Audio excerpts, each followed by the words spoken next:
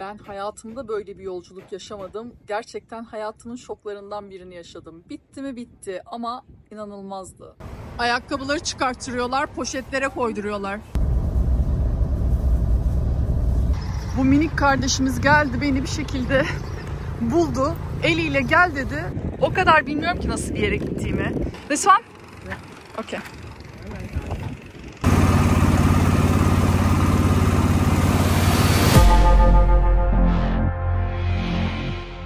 Merhaba arkadaşlar, nasılsınız? Ben çok iyiyim. Şu anda Laos'un başkenti Vientiane'deyim. Hostelime, bu gördüğünüz ortak alanı, hostelime yerleştim. Burası Laos'un ortalarında yer alıyor. Ben ülkeye nereden giriş yapmıştım? Yukarıdan, Çin'den. Önce Luang Prabang, oradan Vang Vieng'e, oradan da buraya geldim, Vientiane'ye. Burası hemen Tayland'ın sınırında. Buradan aşağıya doğru inmeye devam edeceğiz ama önce haydi gelin şehri gezelim. Dediğim gibi Vientiane Laos'un başkenti ve en büyük şehri. Nüfusu yaklaşık 1 milyon kişi civarında diyebiliriz. Şehir çok etnik yapılı bir nüfusa sahip. Lao halkı çoğunlukla tabii ki ama Tay, Vietnamlı ve Çinli topluluklar da epey miktarda bulunuyor burada. Havası bir harika. Şu an o kadar güzel, ılık, tatlı bir hava var ki. Tropikal muson iklimi görülüyor. Yani yağışlı ve kuru sezon olarak ikiye ayrılıyor burada iklim. Mayıs ve Ekim arasında muson yağmurları yoğun oluyor ve nem oranı çok yüksek oluyor. Kasım ve Nisan arası, yani şu an benim bulunduğum dönemde ise serin ve kuru bir hava var ki evet öyle, çok tatlı. Serin diyemeyeceğim ama bayağı sıcak şu anda. Ortalama sıcaklık böyle 25-30 dereceler arasında değişiyor yıllık. Şehirden yine bildiğimiz gibi artık öğrendik, Mekong Nehri geçiyor. Balıkçılık ve nehir ticareti için oldukça önemli burada. Yani burada da yine geçim kaynağı tarım, yine pirinç tarlaları, meyve bahçeleri var şehir çevresinde. Onun dışında turizm yine bir önemli bir geçim kaynağı. Sanayi anlamında da küçük ölçekli üretim, işte tekstil, el sanatları, inşaat sektörleri gibi sektörler mevcut. Şimdi gelelim şehirde görülmesi gereken yerlere. Bu gördüğünüz yerin ismi Kara Stupa diye geçiyor. Yani Black Stupa ya da Tat Dam. Siyah renkte ve biraz bakımsız göründüğü için bu ismi almış. Stupa Budist inanışına göre kutsal bir yapı ve burada zamanında pek çok dini törenler yapılmış. Kesin inşaat tarihi bilinmiyor ama 16. ve 17. yüzyıla ait olduğu düşünülüyor. Burası da Patuk Sayı. Zafer Kapısı anlamına geliyor. 1957-1968 yılları arasında inşa edilmiş ve şehrin en ikonik yapılarından biri. Bütün turistler oradaydı diyebilirim size. Fransa'daki Arc de Triomphe, yani Zafer Takı var ya, belki bilirsiniz, Paris'teki, ona çok benziyor. Mimarisine bakacak olursak, Laos, önceden bahsetmiştim, zamanında Fransız sömürgesi. O yüzden hem Fransız hem de Laos etkilerini görebiliyoruz. Özellikle çatı kısmında mesela Budist tapınaklarına özgü çatı süslemelerini görebilirsiniz. Dekorasyon olarak da anıtın iç ve dış kısmında mitolojik figürler, ejderhalar, lotus çiçeği gibi Laos'a özgü semboller var. Patuk Sayı, Fransız sömürge yönetiminden bağımsızlıklarını kazanan Laos halkının onuruna yapılmış. Yani Laos'un bağımsızlık ve barış umudunu simgeliyor bu anıt. Üst katına çıkabiliyorsunuz. Ben şimdi üst kata çıkmayacağım ama oradan da yine çok cüzi bir ücret ödeyerek çıkıp manzarayı izleyebiliyorsunuz. Ayrıca ilginç bir bilgi daha vereyim. Bu anıtın yapımında kullanılan malzemelerin bir kısmı havaalanı inşası için bir dönem ABD'den yardım gönderilmiş. O malzemelerle yapılmış. O yüzden de yerel halk arasında dikey pist anlamına gelen bir lakapla da anılıyormuş. Bu cadde şehrin en düzgün, en derli toplu, en temiz caddesi diyebiliriz. Ana caddelerinden bir tanesi. Hemen sonunda Patuk Sayı anıtını görüyorsunuz. Arka tarafında da Başkanlık Sarayı var. Şehirde yine Laos'un diğer şehirlerinde olduğu gibi pek çok Budist tapınağı görebiliyorsunuz. Burası yine bu ana cadde üzerinde bulunan tapınaklardan bir tanesi. İçerisi yemyeşil. Ben bu Budist tapınaklarındaki renkliliği, yani rengarenkliği, zaten doğal olarak yeşilliği falan çok sevdim. Böyle huzurlu bir ortamı var genelde. Hani hiç kasvetli olmuyorlar.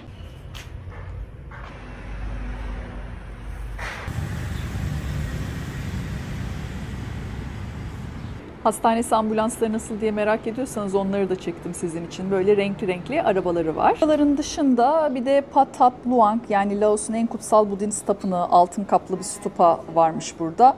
Orası görülebilir. Wat Saket var. Şehrin en eski tapınağı. İçinde binlerce Buda heykeli var. Burası görülebilir. Wat Ho Phra Keo var. Eski kraliyet tapınağı. Şu anda müze olarak kullanılıyormuş. Kope ziyaretçi merkezi var. Burada da Laos'taki savaşın etkileri ve mayın mağdurlarına verilen desteği anlamak için böyle gidip ziyaret edilebilir diye internette yazıyordu. Ben şimdi ama güneşi batırmaya gitmeyi tercih ediyorum. O yüzden Mekong Nehri kıyısına iniyoruz haydi.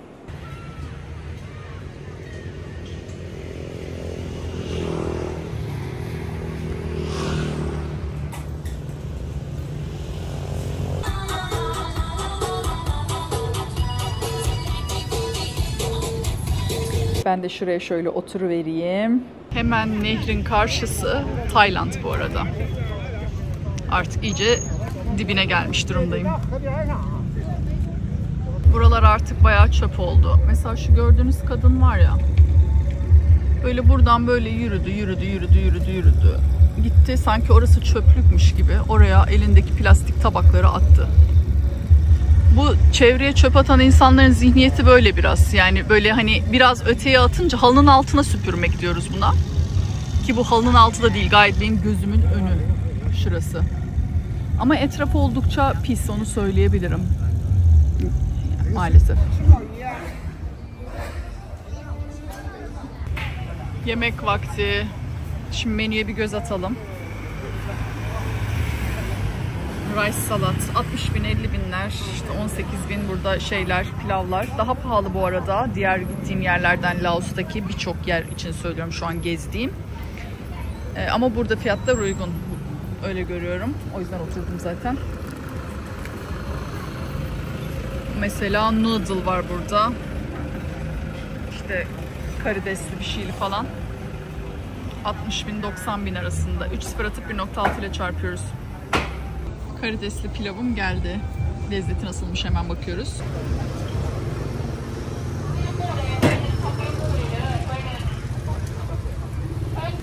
Başarılı. Burada kızartılmış pirinç de oluyor, bu kızartılmış gene. Daha lezzetli oluyor. Yetmedi. Üstüne bir de böyle tatlı ekşili soslu sebze aldım. Bu da acayip lezzetli ya. Çok güzel yapıyorlar soslarını. Yemek ne kadar tuttu? 110 bin kip. Yani 110, 3-0 attık, çarpı 1.6. Bir sayıyı 110 yerine 11 ile çarpalım. 11 ile çarpmak için yine hemen matematik dersimiz başlıyor. Hazırsak kağıdı kalemi alıp. Bir sayıyı 11 ile çarpmak çok kolay arkadaşlar. Başındaki ve sonundaki rakamı toplayıp ortasına koyuyorsunuz. Yani misal 13'ü 11 ile çarpmak demek. 1 ile 3 toplamı 4, 13'ün ortasına koy. Yani 143. Hemen bir örnek daha. 26'yı 11 ile çarp. 2 ile 6'nın toplamı 8. 26'nın ortasına koyuyorsunuz. 286. Burası da 110 bindi ya. 110 çarpı 1.6 için 16, yani 1 ile 6'yı topla, 7'yi ortaya koy. 176 lira. Kapiş? Şu bedavaya matematik dersleri yüzünden bile bir beğeni atar ya. Bir abone olur. Bir tavsiye eder falan. Burada emek var diyorum size. Yeni yıl süslemeleri midir bilmiyorum ama belki de normalde de böyledir. Ama pek çok yerde yeni yıl süslemeleri başladı. Sokaklar böyle böyle bol bol hareketli. Ama ben hostelime gideceğim. Buraya çok yakın zaten. Bir 5 dakika yürüyeceğim. Burası da benim hostelimin sokağı. Hemen şurada. Çok tatlı bir kafesi var, böyle yeşil panjurlu. Özellikle ortak alanı şirin bir yer tercih ettim. Böyle açık alanı da var. İçi de çok şirin. Fiyatı da çok uygun. Çok da temiz. Memnunum yani. Şimdi burada biraz böyle dışarıda oturacağım. Bu arada geceliği 280 TL hostelimin. Kahvaltı dahil ve hemen merkezde. Ve günaydın. Burada farklı olarak kahvaltımızı kendimiz hazırlıyormuşuz. Kahvaltı ücretsiz ama malzemeler falan her şey var. Kendin hazırlıyorsun böyle. Yumurta yaptım ben de kendime. Kahvaltımı hazırladım. Her şeyler var. Burası böyle ortak alan, yine açık alanı. Şurada da yine bir alanımız var, onu da göstereyim.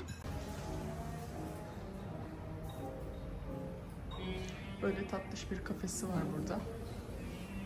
Şu alan çok keyifli. Şimdi yemek yerim hadi. Tellerin hali nasıl? Böyle bir düğüm görmedim. Böyle devam ediyor bunlar. Şöyle. Yok artık ya. Gece pazarındayım. Burada böyle dilimlenmiş meyveleri görebilirsiniz. Çok iyi. Bak, uğraşmıyorsun yani hiç. Kızımız hazırlıyor.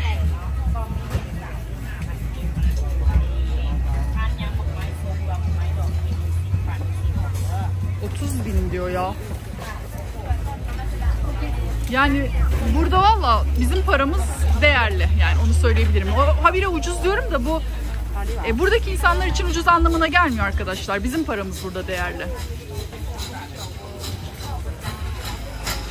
Yani paramızın hala değerli olduğu yerlerin olması güzel tabii. Ay ay.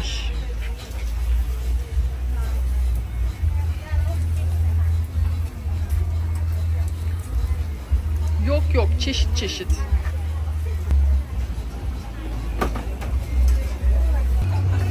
Bak lazanyalara bak. Böyle minik minik hazırlanmış.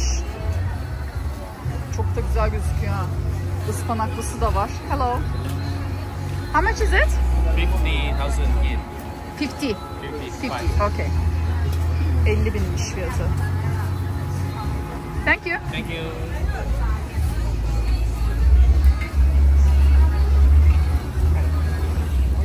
$50.000 pahalı bence. Küçücüktü o. Beni doyurmaz.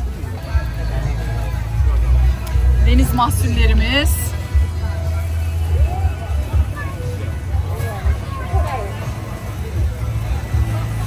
Şu börekler ne kadar soralım.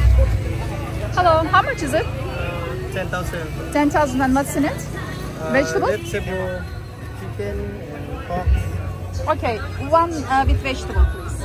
Yes, thank you. Sebzeli bir tane alalım. 10.000. Atıştırmalık bu. Benim karnımı doyurmayacak tabii ki ama önden bir alalım şöyle. Çıtır çıtır önden. Bak sosa banıyorsun. Vallahi çok iyi.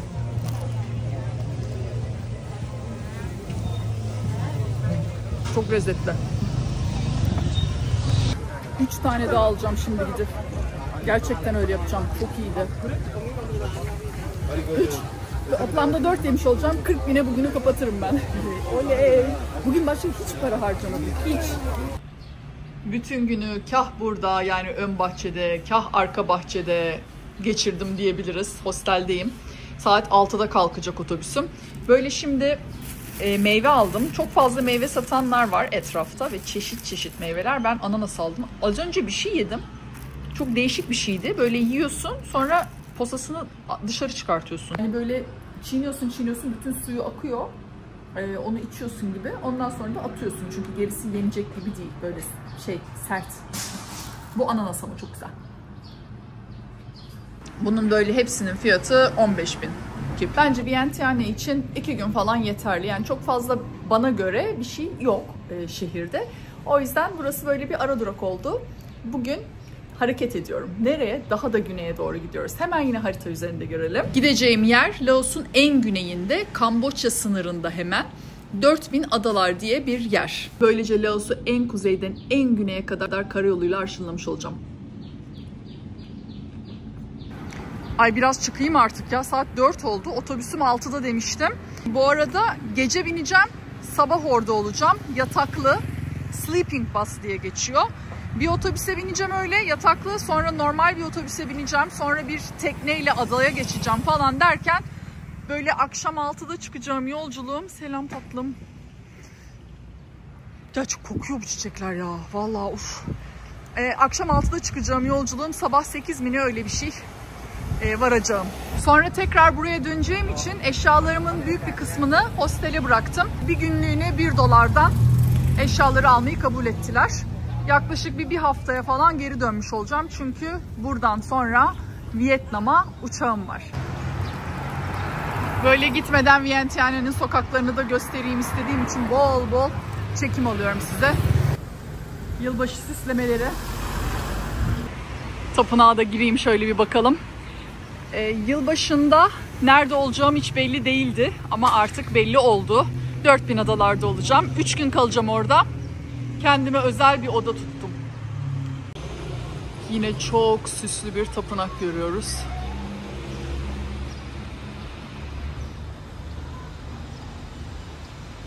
Ve içeride dev gibi bir Buda görüyoruz.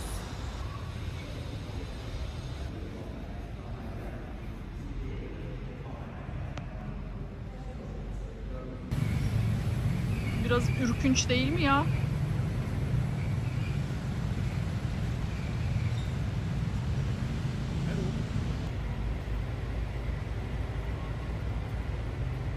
Şu göstereceğim şey ne? Bilen var mı? Bu.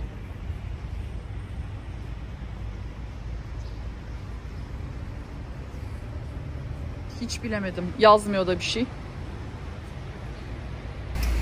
Şurada çok tatlış bir dükkan var. Oraya girelim hadi. El işleri satılıyormuş. Motor bana çarpmazsa. Çarpmadı.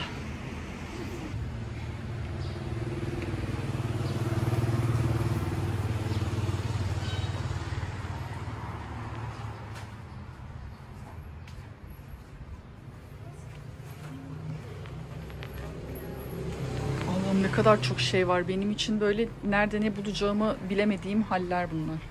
Çok fazla şey olunca.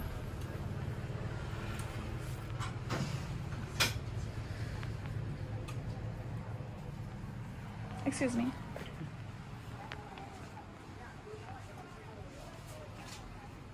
Bir sürü budalar tabii ki. Minik minik, irili ufaklı her boydan.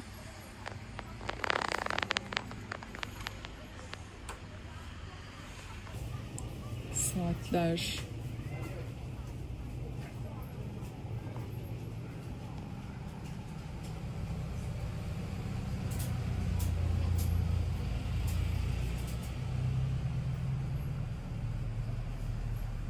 Çıkıyorum. Bu nasıl bir bina ya?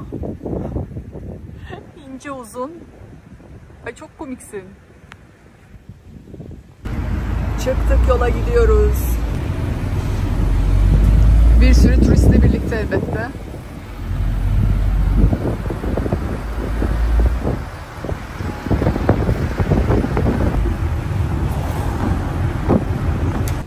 Yaklaşık yarım saatlik bir tuk tuk yolculuğundan sonra şoförümüz bizi böyle sıra halinde otobüse taşıyor şu anda.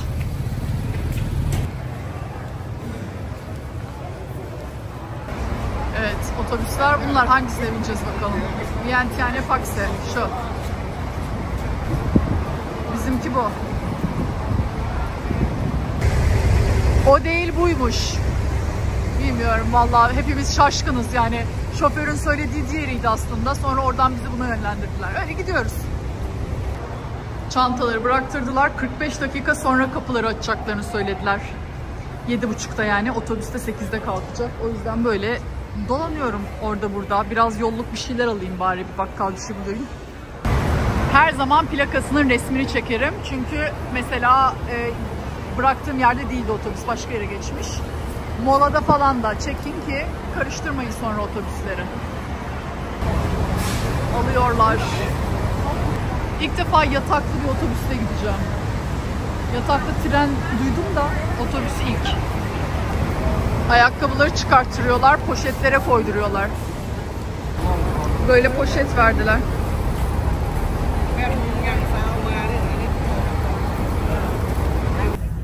Abi inanılmaz bir şey. Bunlar çift kişilikmiş ve yanımda tanımadığım bir kadınlayım.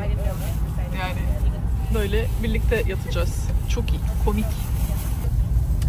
Abi inanılmaz. Ben gerçekten şoklardayım şu anda. Yani sarılmam gerekiyor mu?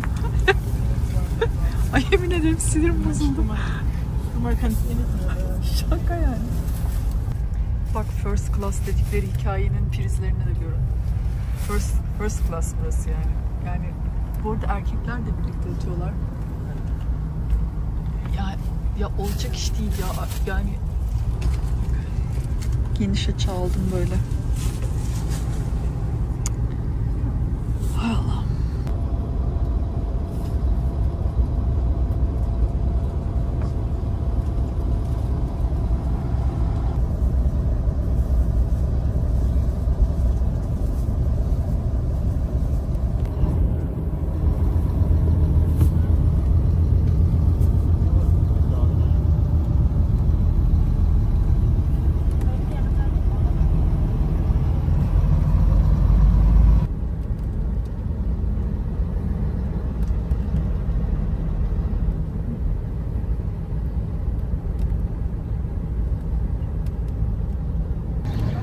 Çile bitti. Valla tam uyudum söylenemez. Ama yani bir ara artık kucak kucağa falandık ablamla.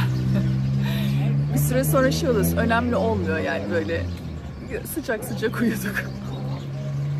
Ben bu yolu bir daha geri yapacağım ya. Esas can sıkıcı olanı. Neyse şu anda sabah 6. Pakse'deyim. Buradan bir aktarmam olacak. Bekliyorum öyle. Bekle burada dediler. Bakın şuradayım. Böyle bir yer. Buraya sonra dönüşte geleceğim. Burada çünkü görmek istediğim birkaç yer var. Ama şimdi 4000 adalara doğru gideceğim. O da yaklaşık bir 2-3 saat sürecek galiba. Bakalım. Benle gelen herkes gitti çünkü burada genelde rota Pakse, yani Pakse'ye kadar geliniyor. Hepsi şehir merkezine gidiyor şu anda. Ben kaldım. Beni de alın ne olur götürün. Adama yatağıma duşumu almak istiyorum. Ne gelen var ne giden. Gıcık olmuş durumdayım. Kime sorsam 10 dakika falan diyor. En son bana verdikleri bir numara vardı. Orayı aradım WhatsApp üzerinden. 8'de alacak dediler. Saat 7 oldu. Daha 7 yani. 6'da inmiştim. Bir saat daha bekleyeceğim. Galiba ama tam da konuşamıyor. Ben de böyle etrafı çıktım yürüyorum. Şurası indiğim yer. Sabah sabah.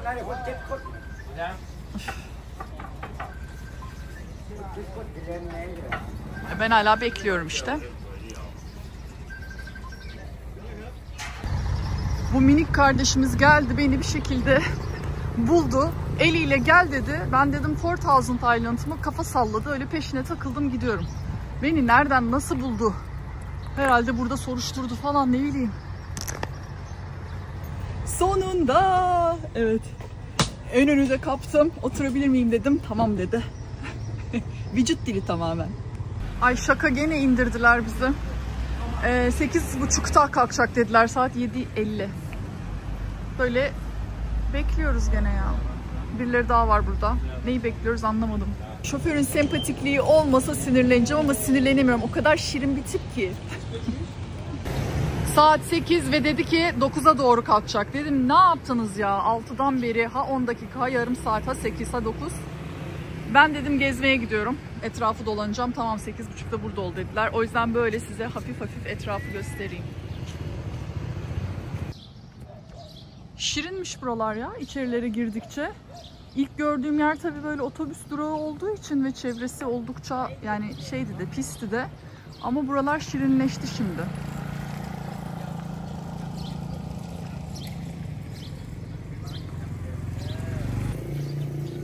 Burası da tatlış bir sokakmış ama vaktim çok kalmadı. Geriye doğru yürümem lazım. 10 dakikam var çünkü. Anca giderim. Dünyanın böyle her yerlerine ayak izimi bırakasım var ya. Nasıl bir şeydir, histir bu. Yani şimdi Çin'in böyle kuzeyinden başlayıp böyle en güneyinden Laos'a inip Laos'u en kuzeyinden en güneyine karayoluyla geçiyor olma hali beni çok heyecanlandırıyor mesela. Bilmiyorum, çok değişik bir duygu. O yüzden de ülkeleri böyle uçakla falan geçmek değil de karayoluyla böyle sanki izimi bırakıyormuşum gibi. Ne oldu yani, bir gece otobüsüyle gittim, hiçbir şey de görmedim. Devirdim bir tarafımı, uyudum ama olsun. O yolları geçtim ya, onu bilmek de enteresan, güzel bir his. Çok güzel. Uf, ağaca bak.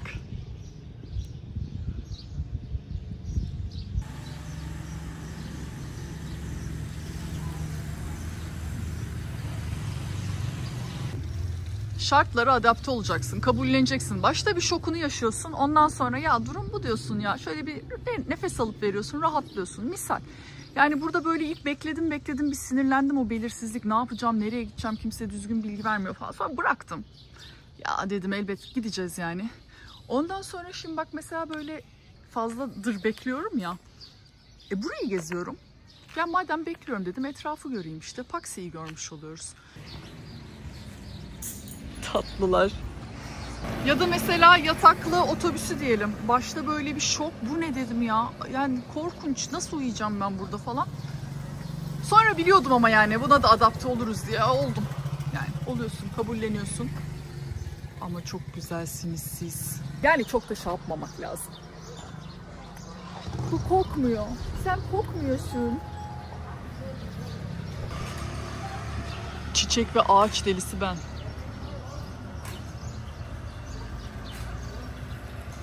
Evet, artık dönmem lazım. Hadi. Sonunda saat 8:46 gidiyoruz. Bu sefer en önde değil en arkadayım ama olsun. Gidelim de.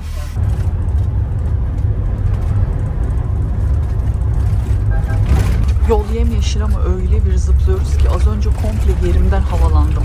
Abartmıyorum. Komple yerden böyle havalanıp yere oturdum.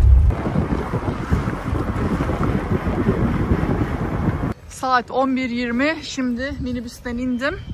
Buradan feribota binecekmişim. Ve adaya gideceğim. Bulacağız nereden bineceğimizi. Hoppa! Bir sürü sırt çantalı arkadaşımızı görüyoruz. Herkes adaya gidiyor. Adaya akın akın gidiyoruz. Bir sürü ada var. Hepsine buradan mı kalkıyor falan onları hiç bilmiyorum. Ne kadar sürecek onu da bilmiyorum. Donkon dedi gel dedi ama bir tek ben gidiyorum ya. Kimse yok başka. Herkes yukarıda kaldı. Hep bir bilinmezlik. Hep bir böyle muallak durumlar. Çok iyi ya. Neye bineceğim acaba? Nasıl bir şeye? Çok orijinal ya. Çok iyi.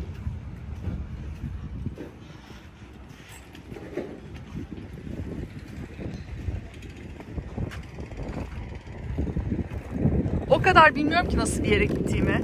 Yani bölgeye gelince öğreniyorsun nereler varmış falan. 4000 adalar diye de bir yer varmış. Hadi gideyim falan diyerek geldiğim bir yer şu anda. Ne göreceğim? Nasıl bir şey beni bekliyor? Hiç bilmiyorum. Buna biniyoruz. This one? Okay. Ha gelenler var. Tamam gelenler var.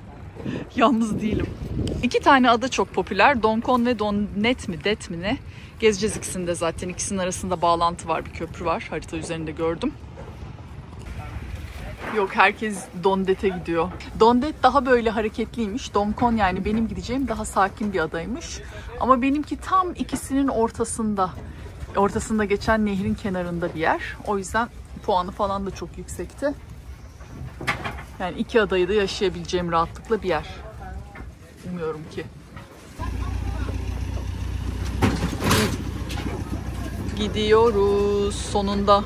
4-5 bot kalktı diğer ada için. Biz daha yeni kalkıyoruz.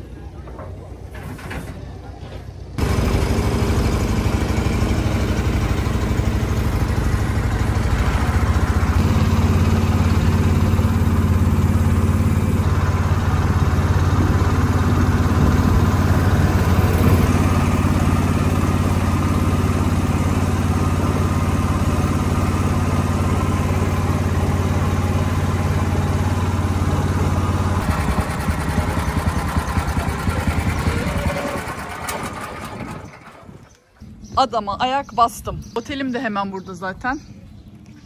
Akşam 6'da başladığım yolculuğum ertesi gün öğlen saat 12'de bitti. Yani 18 saatlik bir yolculuk yaptım. Şimdi gidip yerleşelim. Şimdi odama da yerleştim ama artık burası bir sonraki videoda olsun. Hem odamı hem adayı detaylıca gezeceğiz. Eğer beğendiyseniz beğenmeyi ve kanalıma abone olmayı unutmayın olur mu? Hello! Ben gidiyorum. Kendinize iyi bakın. Bye bye.